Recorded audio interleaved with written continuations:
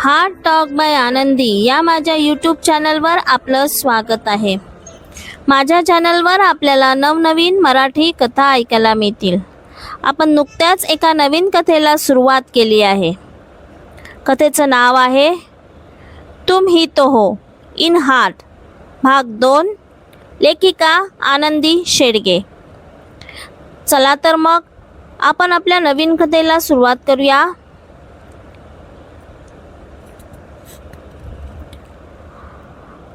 आई ग. तिच्या रूममधून काहीतरी पडल्याचा आणि तिचा एकदम आवाज आला. देवा, परत ही पोरगी धडपडली. कसं होणार हिचं काय माहीत. आपल्या डोक्यावर हात मारत तिच्या रूमची मालकीण शालिनी तिच्या रूमकडे गेली. शालिनी तिकडे गेली तर आतून दरवाजा बंद होता. शालिनीने दरवाजा ठोठावला पण आतून काहीच आवाज आला नाही. अगं ए पोरी, अगं परत पडलीस की काय? अगं किती धडपडत असतेस? शालिनी बाहेरूनच ओरडली. तेवढ्यात तिने दरवाजा उघडला. तिचा अवतार बघून शालिनीला हसायचं आलं. तिच्या सगळ्या अंगावर पीठ लागलं होतं. शालिनीने हात आत वाकून बघितलं तर पिठाचा डबा जमिनीवर पडला होता आणि त्यातलं सगळं पीठ जमिनीवर विखुरलं होतं. अगं काय हे सगळं आणि काय हा पसारा मांडून ठेवला आहेस? तुला ऑफिसला जायला उशीर होतोय ना? शालिनीने विचारलं. हो बघा ना काकू, एकतर उशीर झाला आहे. आता पसारा उचलेपर्यंत माझी बस पण सुटणार. आज परत मी आमच्या HR ओरडा खाणार. ती आपलं तोंड रडवेलं करत म्हणाली. बरं बरं, जा तू तयार हो. माझी कामवाली आली की मी सांगेन तिला सगळं साफ करून घ्यायला. थँक्यू काकू, असं म्हणून ती ऑफिसला जाण्यासाठी तयार व्हायला निघून गेली. पुढच्या अर्ध्या तासात ती पटकन तयार झाली आणि ऑफिसला जायला निघाली. तरीही तिला उशीरच झाला होता. तेवढ्यात तिचा फोन वाजला. फोन तिच्या मैत्रिणीचा रचनाचा होता. हा बोल रचू. अगं हो निघालीच आहे, पोचतेच 5 मिनिटात स्टॉपवर. असं म्हणून तिने फोन ठेवला आणि पटापट पाऊल टाकत स्टॉपवर पोचली. ती बस स्टॉपवर पोचलीच तर तिची नेहमीची बस सुटतच होती. तिने धावतच जाऊन ती बस पकडली. पण बसमध्ये चढण्याच्या नादात ती तिथे बसलेल्या एका मुलाच्या डोक्याला जाऊन आपटली. बसमधील सगळे लोक त्या दोघांकडे बघून हसू लागले. ओ मॅडम, जरा बघून चढा ना, काय करताय? तो मुलगा आपलं डोकं चोळत रागाने तिच्याकडे बघून म्हणाला. सॉरी सर, चुकून झालं. असं म्हणून ती मैत्रीण बसली होती तिथे गेली. झालं धडपडून? दिवसभर किती वेळा धडपडत असतेस देव जाणे. आज घरी पण काहीतरी झालंच असणार. रचना हसत तिची मस्करी करत म्हणाली. गधडे, इकडे मला लागलं आणि तुला मस्करी सुचते. एक तर सकाळी सकाळी पाय घसरून पडली आणि सगळा पिठाचा डबा अंगावर पडला. ती इतकुसं लहान मुलांसारखं तोंड करत म्हणाली. बरं ते सोड. तुला माहीत आहे ना आज नवीन बॉस येणार आहेत. माहीत नाही कसे आहेत, पण बाकीचे सांगत होते की मोठ्या सरांसारखे खूपच रागीट आहेत. रचना म्हणाली. असू ते की मग रागीट, आपल्याला कुठे त्यांच्याशी बोलायला जायचं आहे. आणि एवढ्या मोठ्या स्टाफमध्ये त्यांना सगळ्यांकडे बघायला वेळ कुठे आहे? त्यांचा राग आपल्या कामिनी मॅडम बघतील. आपल्याला काय करायचं आहे? ती म्हणाली. थोड्याच वेळात त्यांच्या ऑफिसचा स्टाफ आला आणि त्या दोघी खाली उतरल्या आणि त्यांच्या मागून तो मुलगाही उतरला ज्याला मगाशी ती आपटली होती. ती म्हणजे आपली अनोखी. नावाप्रमाणेच सगळ्यांपेक्षा वेगळी, थोडी चुलबुली, थोडी हळवी आणि जास्त धडपडी. दिसायला नाजूक आणि गोड, रंग नीम गोरा, अगदी पाहताक्षणीच कोणालाही आवडेल अशी अनोखी. लहानपणीच तिच्या जन्माच्या वेळेसच तिची आई वारली. तिच्या बाबांनीच तिला चांगल्या प्रकारे सांभाळ केला. तिचे बाबा म्हणजे तिचा जीव होते. ते एक शिक्षक होते. पण अनोखी 12वीत असताना होती तेव्हा तिचा शेवटचा पेपर होता.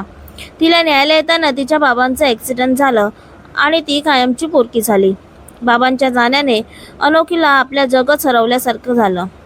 पण तिच्या बाबांचे एक मित्र होते. त्यांनी तिच्या पुढच्या शिक्षणाचा खर्च उचलला आणि तिला हॉस्टेलमध्ये ठेवलं. तिच्या बाबांचे मित्र त्यांना फक्त तिने 1-2 वेळाच बघितलं होतं, पण त्यांचं नाव गाव काहीच माहीत नव्हतं. पण तिच्या गरजेच्या वेळेला त्यांनी केलेली मदत तिच्या हृदयात घर करून गेली होती. जिथे आपल्या सख्या नातेवाईकांनी आपले हात वर केले तिथे बाबांच्या त्या मित्राने आपली मैत्री चांगल्या प्रकारे निभावली होती. अनोखी आता BA झाली होती. ती स्वतःही छोटी मोठी कामं करून क्लासेस घेऊन आपल्या रोजचा खर्च काढत होती. MBA होऊन थोड्याच दिवसात ती KD ग्रुप ऑफ कंपनीमध्ये जॉबला लागली. तिने बाबांच्या मित्रांना आता पैसे न पाठवण्याची विनंती केली आणि त्यांचे मनापासून आभार मानले. KD ग्रुपचं ते कोणत्याही डोळ्यात भरावं असं पूर्ण काचेने भरलेलं ऑफिस डौलात उभं होतं. रचना आणि अनोखी तिथे अकाउंट डिपार्टमेंटमध्ये होत्या. त्या दोघीही आपली एंट्री करून ऑफिसमध्ये शिरल्या. ऑफिस बाहेर अगदी टाईट सिक्युरिटी होती. स्टाफ आणि तिथल्या मालकांशिवाय कोणीही परवानगीशिवाय आत जाऊ शकत नव्हतं. अनोखी आणि रचना ही आपल्या डिपार्टमेंटमध्ये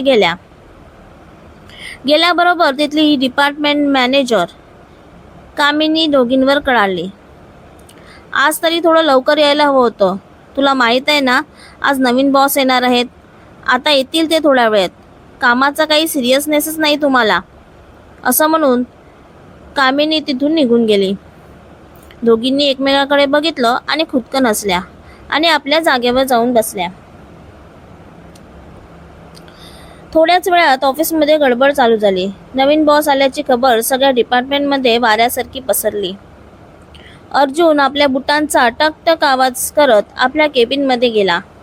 त्याला जाताना ज्यांनी बघितलं ते त्याच्याकडे बघतच राहिले. त्याच्या मागून कृष्णराव, सुरेंद्र आणि अर्जुनचा सेक्रेटरी जयंतही होता. कृष्णरावांनी आणि सुरेंद्रनी अर्जुनचं अभिनंदन केलं आणि दोघंही आपापल्या केबिनमध्ये निघून गेले. जयंत, सगळ्या डिपार्टमेंटच्या मॅनेजरना इमिजिएटली कॉन्फरन्स रूममध्ये बोलावून घे. त्यांचा आत्तापर्यंतच्या सगळ्या कामाचा प्रोग्रेस रिपोर्ट मला आत्ता बघायचा आहे. अर्जुन थोड्या कडक आवाजात जयंतला म्हणाला. जयंत कृष्णराव यांचा खूप विश्वासातला माणूस होता. खूप वर्षापासून तो त्यांच्याबरोबर काम करत होता. म्हणूनच कृष्णरावांनी जयंतला अर्जुनचा सेक्रेटरी म्हणून अपॉइंट केलं होतं. अर्जुनची ऑर्डर ऐकून जयंत लगेच आपल्या कामाला लागला. त्याने सगळ्यांना लगेच कॉन्फरन्स रूममध्ये येण्याचा आदेश दिला. नवीन बॉस कसा आहे हे बघण्याची तर त्यांना उत्सुकता होतीच. त्यामुळे सगळे काहीच मिनिटात कॉन्फरन्स रूममध्ये जमा झाले.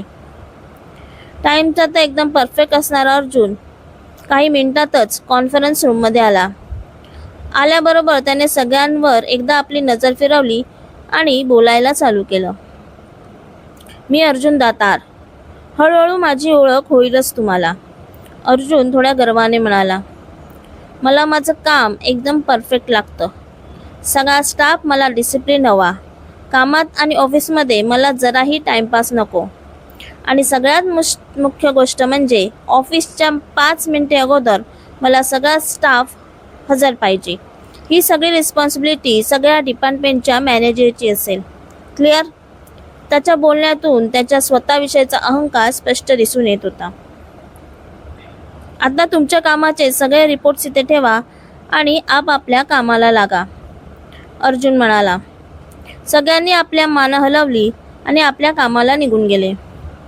जयंत, या सगळ्या फाईल्स माझ्या केबिनमध्ये घेऊन ये लवकर, असं म्हणून अर्जुन कॉन्फरन्स रूमच्या बाहेर पडला. अकाउंट डिपार्टमेंटची हेड कामिनी परत आपल्या डिपार्टमेंटमध्ये आली. अर्जुनची पर्सनॅलिटी आणि जबाबदारपणा बघून ती त्याच्यातच हरवली होती. आता आपल्या डिपार्टमेंटकडून चांगल्यात चांगलं काम करून घेऊन अर्जुनच्या गुड बुक्समध्ये येण्याचा तिचा प्रयत्न होता. थोडक्यात काय तर अर्जुनवर आपलं इम्प्रेशन पाडायचं होतं. आज आपले नवीन बॉस आले आहेत. ते खूपच डिसिप्लिन आहेत. त्यामुळे सगळी कामं वेळेत पूर्ण झाली पाहिजेत आणि खास करून अनोखी. आता थोडा वेळेत कामाला ये. तुझ्यामुळे माझ्या डिपार्टमेंटचं नाव खराब नको व्हायला, समजलं? कामिनी थोड्यात म्हणाली आणि आपल्या केबिनमध्ये निघून गेली. हिला काय झालं? ही जेव्हा तेव्हा मलाच का बोलत असते? मी मुद्दाम करते का उशीर? अनोखी वैतागत म्हणाली. सोड ना तू तिला, नको लक्ष देऊ तिच्याकडे. तिला सवयच आहे बोलायची, रचना म्हणाली. तेवढ्यात पिऊन कामिनीच्या केबिनमध्ये गडबडीने शिरला आणि काही सेकंदातच कामिनी बाहेर आली. सगळ्यांनी ऐका, आपले नवीन बॉस सगळ्या डिपार्टमेंटमध्ये राऊंड मारणार आहेत. इथे कधी येतील काही सांगता येत नाही. कोणाला काहीही प्रश्न विचारतील तर प्लीज सगळ्यांनी तयार राहा. आणि खास करून अनोखी, तू प्लीज त्यांच्यासमोर काही गडबड करू नकोस, कामिनी म्हणाली. सगळ्यांनी आपल्या माना हलवल्या आणि आपल्या कामाला लागल्या. ही बघ, परत घसरली माझ्यावर, अनोखी रचनाला हळूच म्हणाली. शांत हो ना अनु, नको ना लक्ष देऊ तिच्याकडे, रचना तिला समजावत म्हणाली. तेवढ्यात त्यांच्या कानावर बुटांचा टकटक आवाज पडला. सगळ्यांचं लक्ष त्या आवाजाकडे वेधलं आणि थोड्या क्षणात अर्जुनने त्यांच्या डिपार्टमेंटमध्ये प्रवेश केला. अर्थातच त्याच्याबरोबर जयंतही होता. त्याला बघताच कामिनी धावतच त्याच्याजवळ आली. वेलकम सर, मी डिपार्टमेंट हेड कामिनी मोरे, कामिनी अर्जुनचं स्वागत करत म्हणाली. त्या डिपार्टमेंटमधल्या सगळ्या मुली अर्जुनकडे एकटक पाहण्यामध्ये बिझी झाल्या होत्या. अनु यार, किती हँडसम आणि हॉट आहे ग आपला बॉस, रचनाने बाजूला अनोखीला खुणावलं. पण अनोखी बाजूला होतीच कुठे, ती खाली तिचं काहीतरी पडलं त्यासाठी वाकली होती. आणि तेवढ्यात अर्जुन आला होता. सो मिस कामिनी आणि डिपार्टमेंटमधील बाकीचा सगळा स्टाफ, तुम्हाला माहीत आहे हे अकाउंट डिपार्टमेंट सगळ्यात जास्त महत्त्वाचं आहे, अर्जुन बोलत होता. अनु अगं खाली काय करते, उठ लवकर, रचना अनोखीला हळूच बोलत होती. अर्जुनचं लक्ष बोलता बोलता रचनाकडे गेलं. ती खाली बघून काहीतरी बोलताना त्याला दिसली. मिस, मी आता काय म्हणत होतो सांगाल का जरा, अर्जुन रचनाकडे बघत रागानेच म्हणाला. सॉरी सर, तुम्ही ते आमचं डिपार्टमेंट किती महत्वाचं आहे ते सांगत होतात, रचना आपल्या कपाळावरचा घाम पुसत म्हणाली. गुड, म्हणजे तुमचं लक्ष होतं तर माझ्या बोलण्याकडे. मग तुम्ही तिथे खाली कोणाशी बोलताय मला कळेल का, अर्जुनने विचारलं.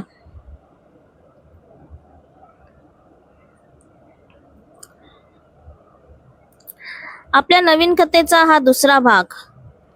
आपल्या दुसऱ्या भागात आपल्या नायिकेची म्हणजेच अनोखीची ओळख करून घेतली. थोडी नाही, जरा जास्तच धडपडी आहे, पण गोड आहे. आता ही हँडसम बॉस म्हणजेच अर्जुन समोर धडपडली नाही म्हणजे झालं. कसा वाटला आजचा भाग नक्की सांगा. माझी कथा आवडत असल्यास कथेचा हा व्हिडिओ आपल्या मित्रमैत्रिणींना शेअर करायला विसरू नका. ही कथा तुम्हाला कशी वाटली ते नक्की कमेंटमध्ये सांगा. कथेचा पुढचा भाग ऐकण्यासाठी चॅनलला सबस्क्राईब करा. कथेचे भाग आठवड्याच्या दर सोमवार, गुरुवार आणि शनिवार या दिवशी येतील. भेटूया आपल्या नवीन कथेच्या पुढच्या भागात. धन्यवाद.